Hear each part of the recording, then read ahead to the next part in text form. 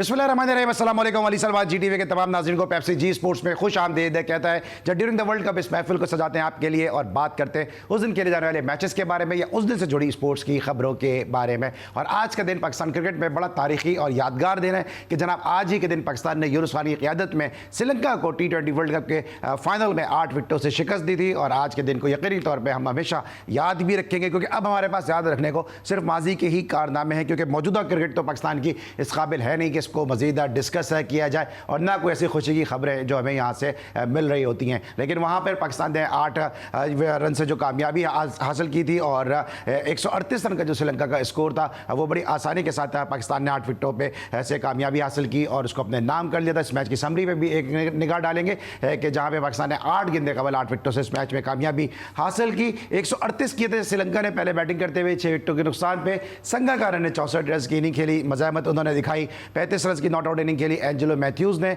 अब्दुल रज़ाक ने 3 विकेटें हासिल की और पाकिस्तान की तरफ से शाहिद खान आफरीदी ने बड़ी ज़बरदस्त through out the tournament batting भी की, फील्डिंग भी बड़ी अच्छी की। 54 रन की नॉट आउट इनिंग खेली और इस तरह 37 रन बनाने में कामरान अकमल कामयाब रहे और पाकिस्तान ने 8 विकेटों से कामयाबी हासिल की इस फाइनल में और हमेशा के लिए तारीख में अपना नाम जो है वो रकम करवा लिया। बड़ी फतह है पाकिस्तान की 92 के वर्ल्ड कप के बाद दूसरी बड़ी कामयाबी थी पाकिस्तान की ICC के किसी इवेंट में। उसके बाद फिर पाकिस्तान ने चैंपियंस ट्रॉफी को भी अपने नाम किया। आज इस मैच को भी थोड़ा सा डिस्कस करेंगे, साथ साथ अब से थोड़ी देर पहले साउथ अफ्रीका और इंग्लैंड की टीमों के दरमियान मैच खेला गया। 163 रन स्कोर किए पहले बैटिंग करते हुए साउथ अफ्रीका ने और 7 रन से कामयाबी against the England south Africa की टीम ने हासिल की। तो बहुत सारी बातें हैं पाकिस्तान क्रिकेट से जुड़ी खबरों के बारे में भी, क्योंकि पाकिस्तान की शिकस्त के बाद तनकीदों का सिलसिला जारी है, इल्ज़ामात का सिलसिला जारी है और रेक्टिफाई करने की चीज़ें को कोशिश की जा रही है। मेरे साथ मौजूद हैं बेंगलोर के हीरो तौसीफ अहमद साहब, शो में खुश आमदीद कहते हैं। अस्सलाम वालेकुम तौसीफ भाई, कैसे हैं? Thank you. मैं ज़रा बात करूंगा आपसे इस मैच के हवाले से कि जो फाइनल पाकिस्तान ने जीता, पाकिस्तान क्रिकेट में बड़ी तारीखी अहमियत का हामिल है ये मैच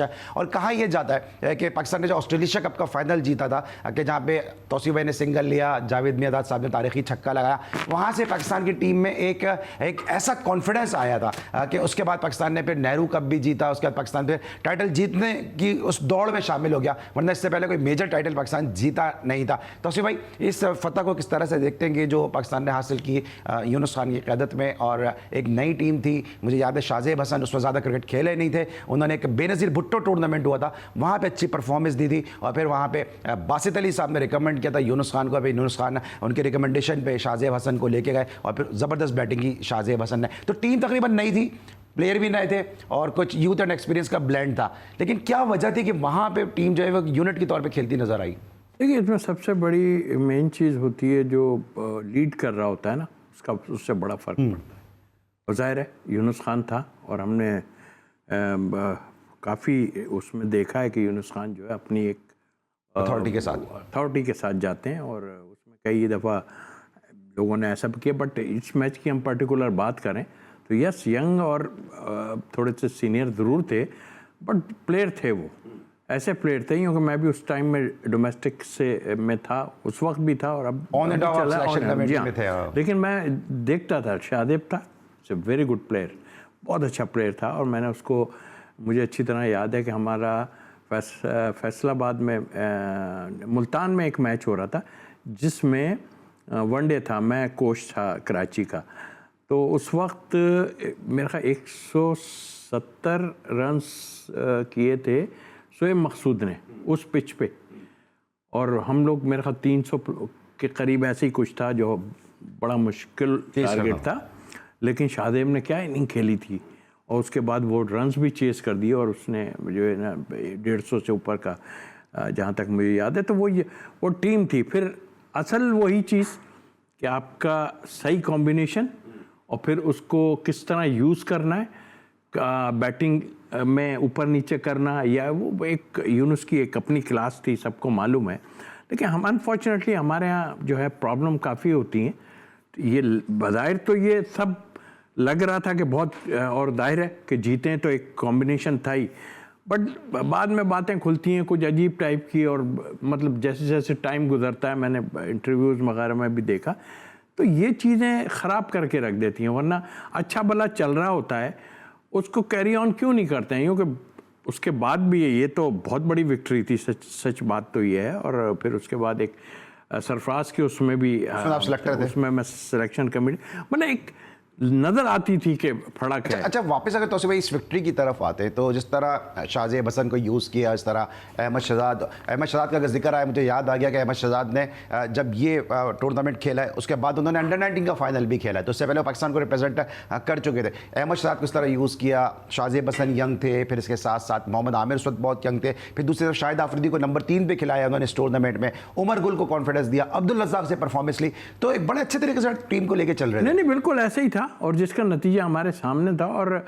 जाहिर है कि देखें, हर किसी की आदत का अलग वो होता है, बट आपके पास एक ऐसा प्लेयर था जो टॉप क्लास प्लेयर था, वर्ल्ड क्लास प्लेयर था, और वो टीम को लेके भी चल रहा था साथ, और नज़र भी आता था ग्राउंड में जो कुछ भी था, और ये उसी की वजह से ये सब कुछ होता है। लीडर होता है ना, तो वो डिसीजन लेता है। जब वो हारता है तो सारे ब्लेम वो जब उसको दिया जाता है, तो फिर उसका क्रेडिट, जो अच्छी चीज़ हो तो उसको क्रेडिट भी देना चाहिए। तो मैं समझता हूँ कि यूनुस के टाइम में अगर आप देखें उसका पूरा करियर, 10,000 रन तो अपनी जगह है, बट वैसे आप उसका करियर अगर देखें ना, तो उसने बहुत अचीव किया है, बहुत कुछ अचीव किया है, वो अलग बात है कि, और मुझे अफसोस ये है कि देखें ये प्लेयर जो छोड़ते जा रहे हैं या ऐसे टॉप क्लास प्लेयर हैं, इनको मार्केट में होना चाहिए, हर हाल में होना चाहिए। अब अनफॉर्चुनेटली हमारे कुछ ऐसे हालात बन जाते हैं कि जिसकी वजह से नहीं, बट जिस तरह की विक्ट्री मार्केट में होना चाहिए या बोर्ड में होना चाहिए? मेरा ख्याल है इनको क्रिकेट के उसमें होना चाहिए, बोर्ड मीन के। मार्केट में तो है ना, मीडिया तो नहीं, मार्केट से नहीं, मीडिया नहीं, मैं तो क्रिकेट बोर्ड में, क्रिकेट मार्केट की बात कर रहा हूँ। आई मीन अगर उसको दूसरे उससे देखा जाए कि क्रिकेट बोर्ड में, और किसी टीम के साथ लगा होना चाहिए।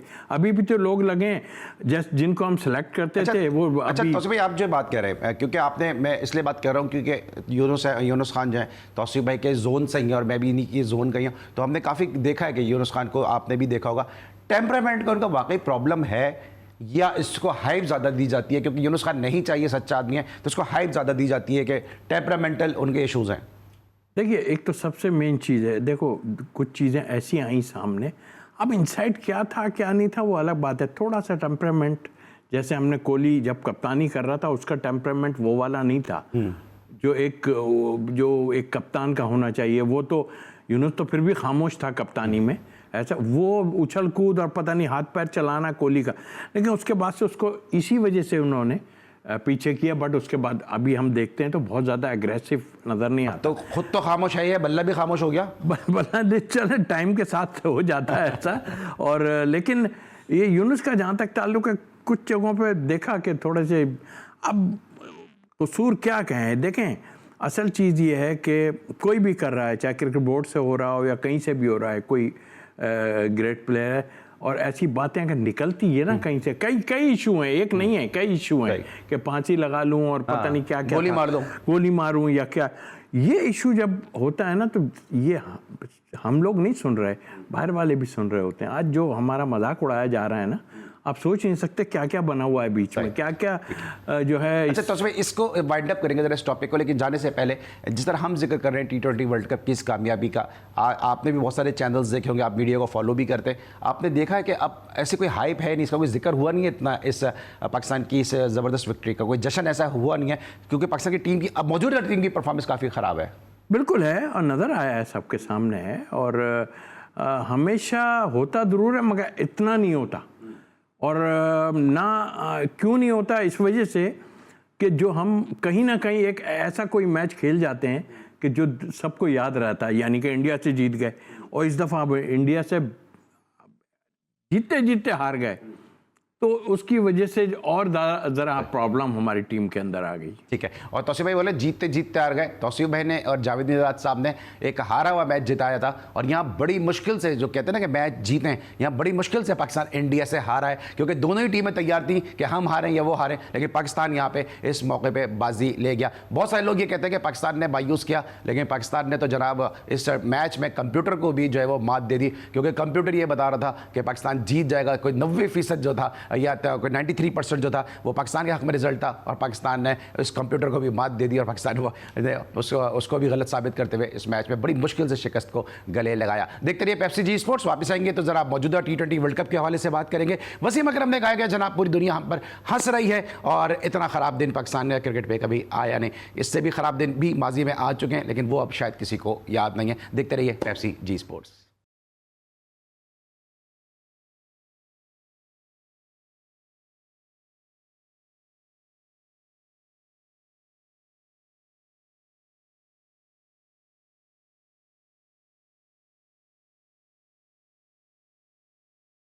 Welcome back to Pepsi Zee sports. और ब्रेक पर जाने से पहले बात कर दे पाकिस्तान की उस तारीखी फतह के बारे में। अब हम बात करेंगे आज जो अब से थोड़ी देर पहले मैच अपने इख्तिताम को पहुंचा गया, जहां पे साउथ अफ्रीका और इंग्लैंड की टीमें एक दूसरे के बदले मुकाबिल थी और यहां पे 7 रन से साउथ अफ्रीका ने कामयाबी हासिल की। पहले नजर डालेंगे इस मैच की समरी पर कि इस मैच में क्या हुआ, फिर उसके बाद बेंगलोर के हीरो तौसीफ अहमद साहब से इस मैच के हवाले से गुफ्तगू करेंगे। यहाँ पर 163 रन स्कोर किए 6 विकेटों के नुकसान पर। डीकॉक ने एक और ज़बरदस्त बारी खेली, 65 रन की, 43 रन मिलर की जानिब से सामने आए। रजा हेनरिक ने 19 रन स्कोर किए। आर्चर ने 3 विकेटें हासिल की और जवाब में इंग्लैंड की बैटिंग उस टारगेट को चेस नहीं कर सकी, महज 156 रन बना सकी। हैरी ब्रुक ने 53 रन की इनिंग खेली। लिविंगस्टन ने 33 रन स्कोर किए। महाराज और रबादा ने 2-2 विकेटें हासिल की और जवाब में साउथ अफ्रीका ने इस मैच में 7 रन से कामयाबी हासिल की। और इंग्लैंड, जिसको बड़ा एक मजबूत कंटेंडर कहा जा रहा है इस टूर्नामेंट को जीतने का, उसको यहाँ पर शिकस्त दी है। साउथ अफ्रीका की जानिब से एक खुशाइन चीज़ ये है कि डीकॉक जो है वो फॉर्म में आ गए, जो IPL में इतना अच्छा परफॉर्म नहीं कर सके थे, लेकिन यहाँ पे हम देख रहे हैं कि डीकॉक की फॉर्म में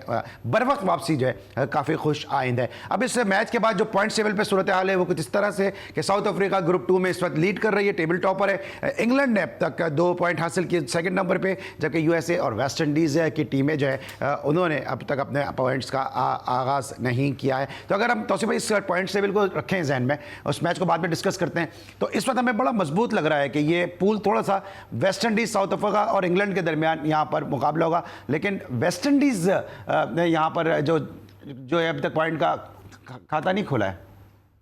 हाँ ये बिल्कुल, और मेरा ख्याल है कि बज़ाहिर तो यही लग रहा था कि आज इंग्लैंड जो है वो मेरा ख्याल है कि जीतने के चांस मुझे काफ़ी लग रहे थे, बट आज की उसमें जहाँ आपने बैट्समैन का नाम लिया डीकॉक का, देखिए हम अगर थोड़ा पीछे जाए ना, ये वो प्लेयर्स हैं और कई ऐसे टीमों में प्लेयर्स हैं जो अंडर 19 से आए और वो उसके बाद मेन टीम के मेंबर बने। और जिस फॉर्मेट में ये खेल रहा है, आपने देखा कि अभी भी उसने, मैंने कहा 30-32 और बीच में रिटायरमेंट भी ले ली थी, बीच में छोड़ दिया था वो, बहरहाल फिर आया। आने के बाद तो इस तरह के कई प्लेयर हैं, इंग्लैंड की टीम में भी हैं और सब जो है। अनफॉर्चुनेटली हमारे पास अगर निकला तो कोई बाबर आजम ही शायद निकला है वो, और तो मुझे ऐसा सच नज़र नहीं आए कि कोई अंडर 19 से बहुत ज़्यादा हमारे पास जो अभी तक जो है चल रहे हों वो। मुझे याद नहीं, अगर आपको हो तो मुझे ज़रूर वो कीजिएगा, लेकिन ऐसा नहीं हुआ। हमारे पास ये लास्ट खेप यही है, बाबर आजम वगैरह यही है। तो ये की प्लेयर इनमें, लेकिन आज की उसमें खेल तो अपनी जगह 160 थी, हालांकि कम स्कोर किया था साउथ अफ्रीका ने, इसलिए कि जिस तरह डीकॉक ने मारा था ना, मुझे लग रहा था कि 180 और 200 के करीब चला जाएगा। एकदम क्लैप्स हुए, 2-3 विकेट्स गिरे उनके। और इस मैच की सबसे ख़ास बात ये, जो कि बहुत कम देखने में आती है, एक आध कैच छूटा जरूर है, बट एक्सीलेंट कैचिंग हुई। और पहली बॉल से जिस तरह से कैच निकला था, क्या बात है यार। और उसके बाद आप बटलर का अगर रनआउट देखो, जो बटलर ने रनआउट किया, टर्निंग पॉइंट, क्या बात है, टर्निंग पॉइंट वाकई है। और तो इसमें मेरा ख्याल है अच्छा खेलने वाले की जीत हो गई है। और वैसे भी जब भी साउथ अफ्रीका खेलती है तो साउथ अफ्रीका की खेल हो या ऑस्ट्रेलिया हो या इंग्लैंड हो, 3 टीमें ऐसी हैं कि इनका एक अलग ही रूप नजर आता है। और जब भी खेलती हैं, बड़े हारती भी अगर है तो बहुत तगड़ा होकर खेलती हैं। हाँ, बट ये इनके लिए तो मशहूर है कि यार ये पीछे अभी आपको पता ही है USA से भी इनको प्रॉब्लम हुई और चोकर हैं जो ऐसे कि इनके लिए मशहूर है। तो मेरा ख्याल है इस दफ़ा आए, ज़रा तगड़े आए ज़रूर है, बट मुझे तो लग रहा है ये दोनों ही टीमें ऊपर आने के चांसेस हैं। वेस्ट इंडीज़ को कैसा देख रहे हैं? वेस्ट इंडीज़ बिल्कुल है कि वो उनके अटैक, लेकिन वो एकदम क्लैप्स हो जाते हैं। अब अगर बहुत ही अच्छा खेलेंगे तो ये ऊपर आ सकते हैं। अच्छा, हम कोई कह रहा है कि बांग्लादेश भी आ सकता है उसमें, तो आ तो वो तो खैर वो दूसरे ग्रुप में, उसको दूसरे ग्रुप में मैं दिखाता हूं उसको डिस्कस करता हूं। लेकिन ये मैं बता, ये 2 टीमों का मुझे काफी चांस आपको लगता है ये दोनों टीमें ऊपर आएगी? और वेस्ट इंडीज जाहिर है कि अपने कंट्री में खेल रहा है, बट अच्छा ही खेलेंगे तो ये इन दोनों को गिरा सकते हैं। ठीक है, साउथ अफ्रीका का जो लास्ट मैच है वो यूएसए से। अच्छा, यूएसए एक ऐसी टीम बन गई है कि पार्टी स्पॉइलर साबित हो रही है हर टीम के लिए। जी जी। तो क्या लग रहा है कि अपसेट नजर आ रहा है? देखिए, वो बिल्कुल जो पिछला मैच खेले वो तो बहुत ही ऐसा था जो मैं समझता हूँ कि बहुत ही अच्छा खेले, और इस फॉर्मेट के हिसाब से उन्होंने खेली क्रिकेट, और जिसे कहना चाहिए मेरा ख्याल कोई 11 छक्के और 5-6 चौके भी उसमें मारे थे, तो नज़र आ रहा था कि ये लोग इस टाइप की क्रिकेट खेलते हैं। लेकिन पहला मैच था, अब देखना ये है कि अगर किसी को टफ टाइम दे दिया तो कोई टीम बाहर कर देंगे। क्योंकि इंग्लैंड और यूएसए जिस मैच की मैं बात कर रहा हूँ, शायद मैंने साउथ अफ्रीका कह दिया, इंग्लैंड और यूएसए की जिस मैच की मैं बात कर रहा हूँ, इंग्लैंड के कुछ प्लेयर जो लियाम प्लंकेट की अगर मैं बात कर लूँ, वो इंग्लैंड से जो है वो यूएसए चले गए, वो टीम में जगह नहीं बना सके। तो काफ़ी प्लेयर इंग्लैंड के यूएसए में खेलते रहे, तो अगर इधर टीम को जानते भी होंगे। बिल्कुल जानते होंगे, और जाहिर है, देखिए ना, होमवर्क तो सब आज के दौर में सब कुछ हो रहा है। उनके साथ बस एक ही प्रॉब्लम है, प्रॉब्लम क्या, फिर भी वो खेल रहे हैं, बड़ी बात है। यही नहीं, और कंट्रीज़ के भी हैं कि वो लोग बेचारे जब गए हैं तो वो क्रिकेट खेलने की वजह से नहीं गए, वो जॉब की वजह से वहाँ पर गए। और कई कंट्रीज़ में ऐसा है, जैसे आप आयरलैंड वगैरह इन सबको देख लें, ये बेचारे जॉब करते हैं, और ओमान के लोग हैं, यूएई जॉब में करके खेलना कितना मुश्किल काम है। आप खुद सोचेंगे, सुबह से अगर जाएंगे और फिर एकदम 6-8-10 दिन मिले, इन्हें छुट्टियाँ ले के जा रहे हैं, सम टाइम छुट्टियाँ भी मुझे याद है एक किसी प्लेयर को छुट्टी नहीं मिली थी, तो वो नहीं। मूनी थे जो जिन्होंने आयरलैंड ने जब पाकिस्तान को अपसेट किया था, तो मूनी थे आयरलैंड के जो स्कूल टीचर थे, उनको छुट्टी नहीं मिली थी, छुट्टी नहीं मिलती थी, वो जानते हैं। तो वो मैं कहने का मकसद ये है कि ये तो मेहनत करने और अपनी जॉब के लिए फैमिली के साथ गए हैं, वहाँ जाके इतना अच्छा खेलना ज़ाहिर शौक़ था। यानी इंडियंस भी हैं उसमें, पाकिस्तानी भी 2 हैं, और भी कई कंट्रीज़ के हैं, तो वो बड़ी बात है कि ये जो है ना, इनको टाइम मिल जाता है और ये करते हैं। और जाहिर है कि ये अपने मुल्क से जब आए हैं तो ये खेलते हुए आए वहाँ से, तो वही कामयाब हो सकता है जो पहले कर जाए। एकदम टीम बनती है तो आपको पता है कि अभी तक यूएई खेल जरूर रही है, मगर प्रोफेशनल वो चीज़ नहीं आई जो एक टीम में आनी चाहिए मेरा ख्याल।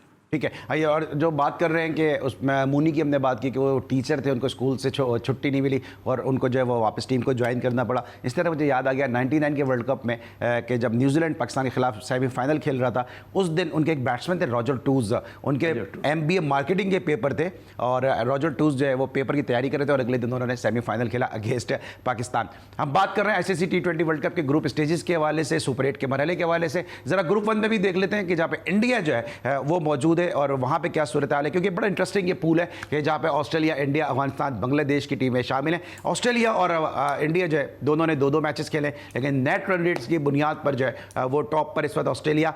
इंडिया जो है वो इंडिया और बांग्लादेश, ये बड़ा इंपॉर्टेंट मैच होगा, क्योंकि ऑस्ट्रेलिया ने भी एक मैच खेला 2 पॉइंट है, इंडिया ने भी एक मैच खेला 2 पॉइंट है। लेकिन इसके साथ साथ इंडिया बांग्लादेश मैच किस तरह देखते हैं, क्योंकि अगर ये मैच बारिश की नज़र हो जाता है तो फिर थोड़े से मसाइल हो सकते हैं। 3 पॉइंट हो जाएंगे जाहिर है, और फिर हम बांग्लादेश का इंतज़ार करेंगे कि वो किसी को मार दे तो शायद वो ऊपर चला जाए, पर फिर रन रेट पे आप जैसा कहे कि वो आएगा। बट मुझे नहीं लगता है ऐसा, जिसने सारा ये बिसात बिछाई है वो कैसे बाहर हो जाएगा। पहली बात तो ये, बहरहाल गेम है, बड़े बड़े अपसेट हुए हैं, लेकिन जो बिसात बिछाने पे है। और देखें, पाकिस्तान बाहर हो गया, अफसोस हुआ, ख़राब खेले अपनी जगह, बट इंडिया एक अच्छी टीम है, और जाहिर है मुझे होगी कि मेरे उससे लगता है कि मुझे ऑस्ट्रेलिया का लगता है कि ऑस्ट्रेलिया जो है टॉप पे आ जाएगी, यानी फाइनल खेलने के उस पर, बट नेवर नो। लेकिन इंडिया बाहर होता हुआ दिखाई देता। इस ग्रुप से इंडिया और ऑस्ट्रेलिया आपको लगता है कि वो मुझे लगता फाइनल, सेमीफाइनल जाएंगे?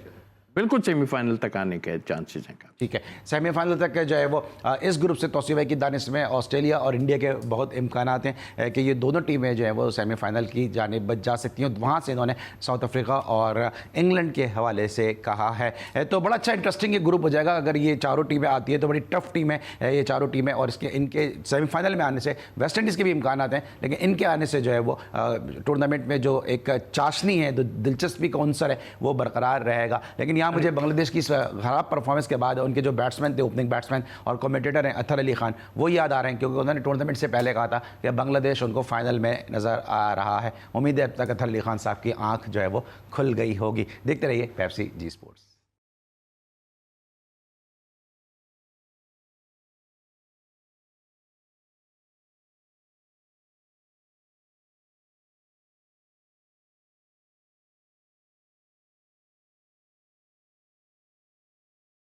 Welcome back to Pepsi Zee sports. Break पर जाने से पहले बात कर रहे थे साउथ अफ्रीका और जो इंग्लैंड के दरमियान मैच हुआ कि जहां पे साउथ अफ्रीका ने 7 रन से कामयाबी हासिल की। अब थोड़ी बात तय करेंगे अपनी पाकिस्तान क्रिकेट के हवाले से कि जहां पर अब खबरें यह आ रही हैं कि बाबर आजम जो है उनको रिटेन किया जा सकता है। बाबर आजम के हवाले से और भी खबरें आ रही हैं। साथ साथ ये भी कहा जा रहा है कि सिलेक्शन कमेटी को भी फारिग किया जा सकता है, और ये भी दूसरी तरफ से खबरें आ रही हैं कि सिलेक्शन कमेटी को रिटेन भी किया जा सकता है। तो एक बड़ी खिचड़ी सी जो पाकिस्तान क्रिकेट बोर्ड है के ऐवानों में इस वक्त तक पक रही है। तो उससे भाई क्या लग रहा है आपको कि क्या बाबर आजम को, क्योंकि एक खबर ये भी आई है कि चूंकि पाकिस्तान ने करीब कोई T20 सीरीज़ खेलनी नहीं है तो बाबर आजम को रिटेन किया जाएगा, और दूसरी तरफ ये खबर आ रही है कि शाहीन शाह अफरीदी और रिजवान को रेस्ट दिया जाएगा। रेस्ट देना आपको लगता है कि T20 की परफॉर्मेंस पर टेस्ट सीरीज़ में अगेंस्ट बांग्लादेश आप उनको रेस्ट दे दें?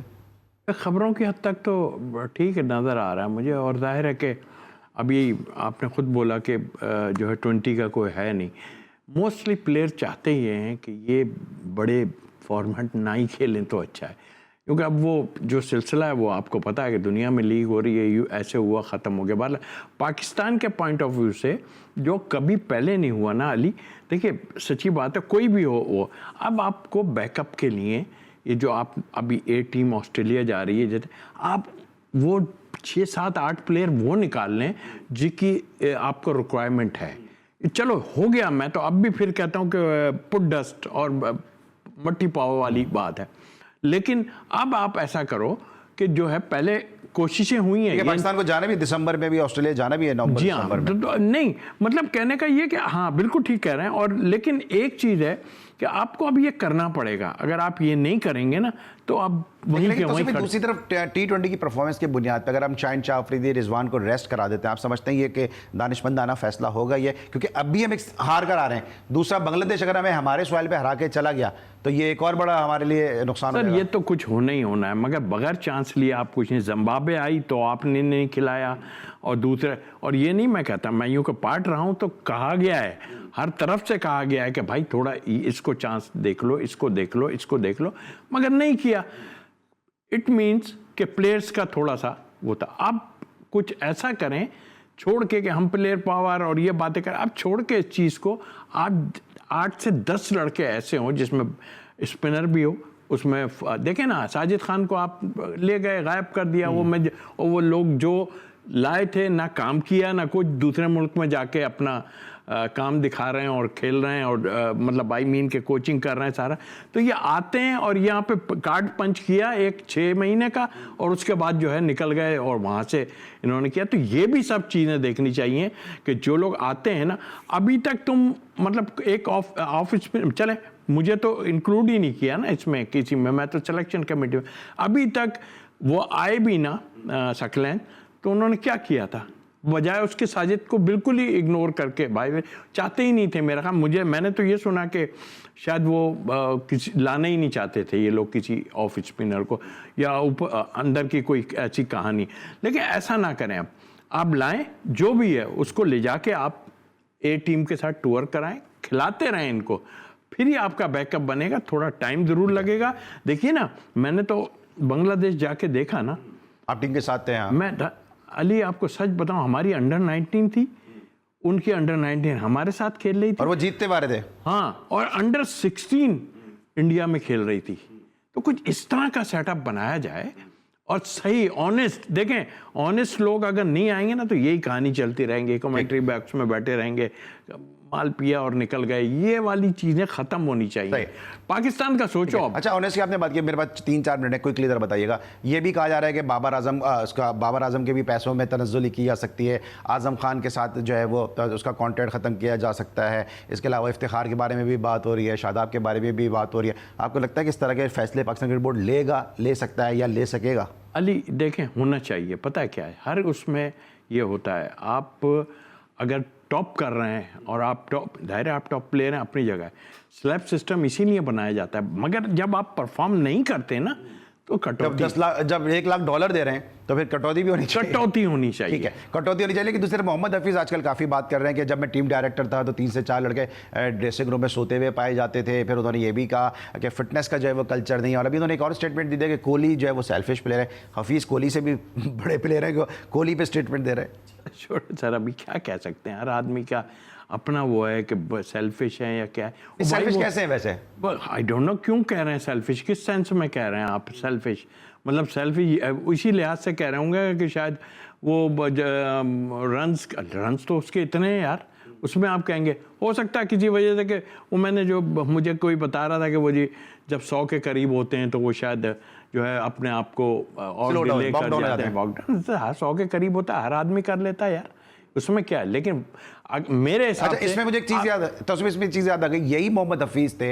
एक वक़ार यूनुस का किस्सा है कि वक़ार यूनुस बार बार इन पे तनकीद कर रहे थे कि तुम जो है वो इस तरह करीब आके सेंचुरी के करीब आके इतना स्लो जाते हो, फिर सुनते रहे। शायद आपने भी किस्सा सुना होगा। फिर उन्होंने वक़ार यूनुस से कहा, जो कोच थे उस वक्त, कि भाई आपने कभी 100 के करीब आए, आपको पता है 100 के करीब आने का क्या प्रेशर होता है। तो फिर वही हफीज़ है वो कोहली के खिलाफ बयान दे रहे हैं। अब ये तो है ना, अभी मैं एक ही चीज़ कहता हूँ, इन सबको बिठाओ और साथ बिठा के जितने बिग गन्स हैं, क्योंकि यही है ना जो बैठ के बाहर एक दफा सर फोड़ दो एक दूसरे होते हैं। हाँ, एक दफा जब ये बाहर होते हैं तो सब ऐसी बातें करते हैं और उसके बाद जो है वो अंदर चले जाते हैं तो सब अच्छा दिखाई देने लगता है। क्योंकि सर क्योंकि वक्त में इसलिए जल्दी सवाल कर रहा हूँ, क्योंकि सलमान बट ने भी तनकीद की हफीज़ पे। उन्होंने कहा कि यार उनको स्पोर्टकास्ट में जो गिलक्रिस्ट के साथ की इस तरह की बातें नहीं करनी चाहिए थी, कि अपनी टीम की बातें नहीं करनी चाहिए कि प्लेयर जो है वो सो रहे हैं। फिर वसीम अकरम ने भी कहा कि दुनिया पे इसीलिए हंसती है कि हम दूसरों के सामने जो है वो अपना घुटना खोल के दिखाते हैं। देखिए मैं आपको एक चीज़ बताऊँ, ये तो सब चीजें हैं ना, नजर आ गई ना सामने।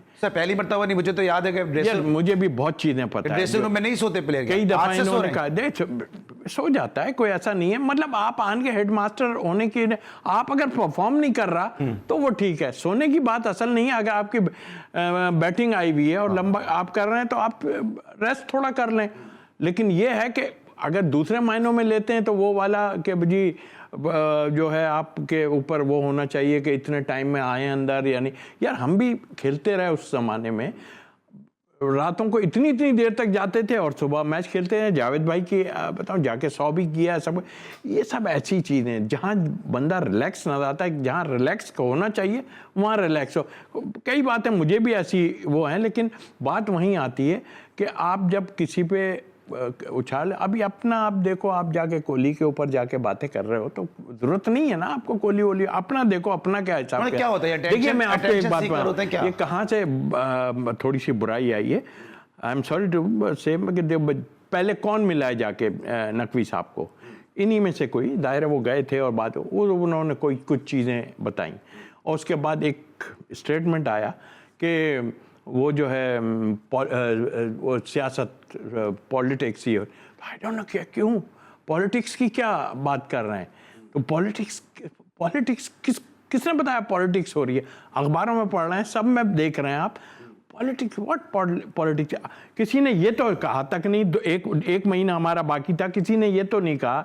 मैं ये नहीं कहता कि हमें हटा दिया तो हम तो कई बार हटे हैं और आए, किसी ने ये नहीं कहा कि यार आपको किस उसमें ना वहाब साहब की इतनी हिम्मत हुई कि हमसे बात कर लेते। भाई हमसे बात तो करो कि भाई है आपने पहले इमेजिन ये लेके आए हो ये, और भाई बोर्ड से तो पूछ लो कि हम किस पोजीशन में हम बैठे हुए, फिर बात करें। मैं आपको तो एक ब्रेकिंग दे देता हूं, मैं बल्कि मैं इस पर कल बात करूंगा जो तस्वीर बात कर रहे हैं। मुझे अंदर से किसी ने बताया, मेरे जराए ने बताया कि जब इनमें से एक प्लेयर आए तो उन्होंने कहा कि यार अब ये पुराने प्लेयरों को जो है वो इनको साथ अब थोड़ा सा इनको दूर करो, अपने एरा के प्लेयर को लेकर आएंगे और हम क्रिकेट अब हम चलाएंगे। ये भी बात हुई है। कल तौसीफ भाई जरा पूछूंगा इन बातों में कितनी सदाकत है। Thank you so much sir, हमारे साथ मौजूद थे। कल भी तौसीफ भाई हमारे साथ मौजूद होंगे और इनके साथ साथ कमर जैफरी साहब भी हमें शो में ज्वाइन करेंगे। आज के लिए बस इतना ही। अली सलमान को, पूरी प्रोडक्शन टीम और तौसीफ भाई के साथ पेप्सी जी स्पोर्ट्स से इजाजत दीजिए। अपना बहुत ख्याल रखिए। अल्लाह हाफिज़।